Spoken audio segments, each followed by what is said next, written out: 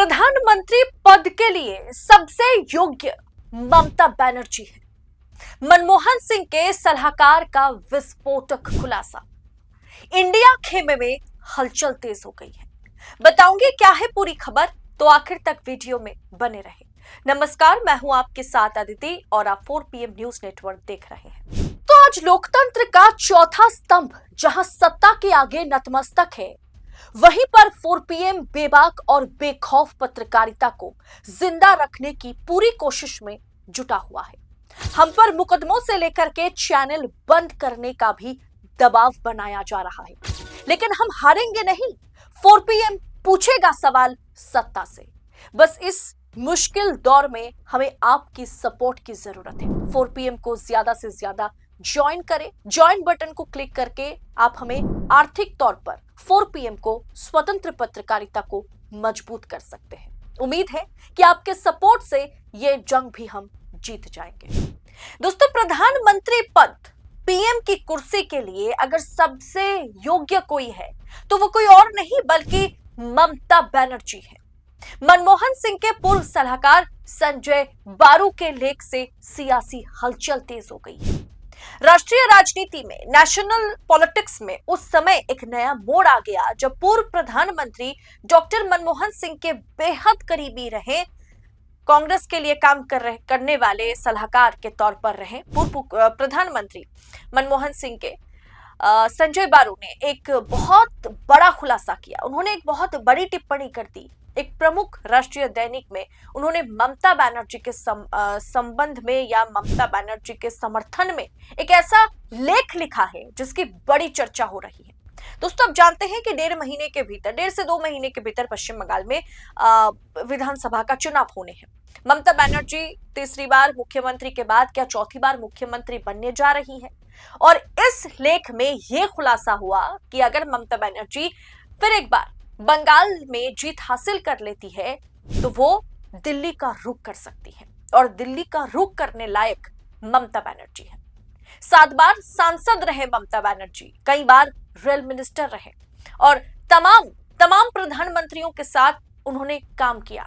चाहे अटल बिहारी वाजपेयी हो, चाहे नरसिम्हा राव हो, चाहे डॉक्टर मनमोहन सिंह हो, तमाम प्रधानमंत्रियों के साथ उन्होंने काम किया और सबके बहुत ही चहेती, बहुत ही लाडले के तौर पर लाडली थी ममता बनर्जी एक तरीके से। अब दोस्तों, संजय बारू ने पश्चिम बंगाल की मुख्यमंत्री ममता बनर्जी को प्रधानमंत्री पद के लिए सबसे योग्य चेहरा बताते हुए सेल्फ मेड यानी अपने दम पर खड़ी होने वाली नेत्री के तौर पर ममता बनर्जी को उन्होंने संबोधन किया है। देश को महिला प्रधानमंत्री की जरूरत है। संजय बारू ने अपने लेख में तर्क दिया है कि भारत में लंबे समय से कोई महिला प्रधानमंत्री नहीं रही। उनके अनुसार ममता बनर्जी इस कमी को पूरा करने के लिए सबसे योग्य है, क्योंकि उनके पास राजनीतिक एक्सपीरियंस है, पॉलिटिकल एक्सपीरियंस बहुत ही है, प्रशासनिक अनुभव है और बेहतरीन तालमेल करना उन्हें आता है। संजय बारू ने जोर देकर के कहा कि ममता देश की एकमात्र ऐसी महिला नेता है जो एक साथ अपनी राजनीतिक पार्टी को संभाल रही है और एक साथ राज्य की सरकार भी संभाल रही है।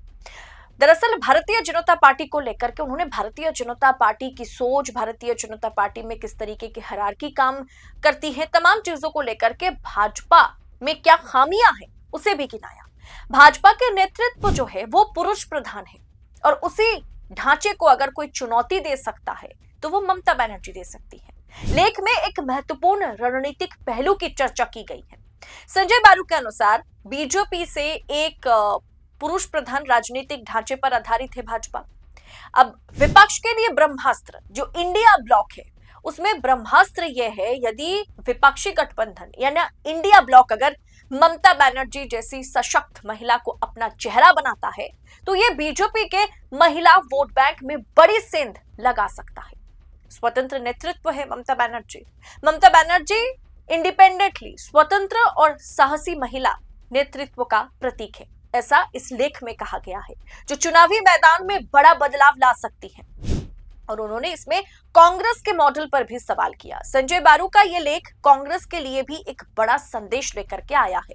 उन्होंने सीधे तौर पर कहा है कि कांग्रेस जिस सोनिया मनमोहन मॉडल को चलाने का काम एक समय करती थी, वही अब राहुल गांधी और मल्लिकार्जुन खड़गे के जरिए दोहराने की कोशिश कर रही हैं। दोस्तों, समझने वाली बात यह है कि संजय बारू जिस तरीके के लेख लिखते हैं ना, तो उसमें वो खुद पूर्व प्रधानमंत्री डॉक्टर मनमोहन सिंह के सलाहकार तो जरूर थे, लेकिन गांधी परिवार के लिए उनका सोच थोड़ा परिवारवाद, गांधी परिवार के लिए उनकी जो विचारधारा है वो थोड़ी अलग है। ये उनके लेख में भी कहीं ना कहीं अच्छे से दिखाई देती है। तो इसके लिए मैं कहूंगी कि अगर राहुल गांधी या मल्लिकार्जुन खड़गे का जो फॉर्मेट है, जो मॉडल है, वो सोनिया गांधी और मनमोहन सिंह जी वाला मॉडल है कि नहीं है, इस पर आप खुद विचार कीजिएगा। बस लेख में जो लिखा गया है वही मैं आपके सामने रख रही हूँ।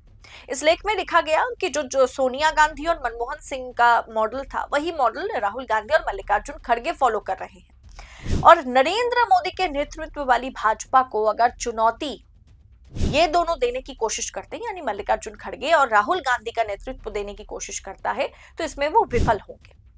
अब संजय बारू के अनुसार कांग्रेस अब अकेले बीजेपी का मुकाबला करने के सक्षम नहीं दिख रही है। ये बात सच है, मतलब ऐसी भी नहीं है कि उन्होंने जो मुद्दे को उठाया वो गलत है।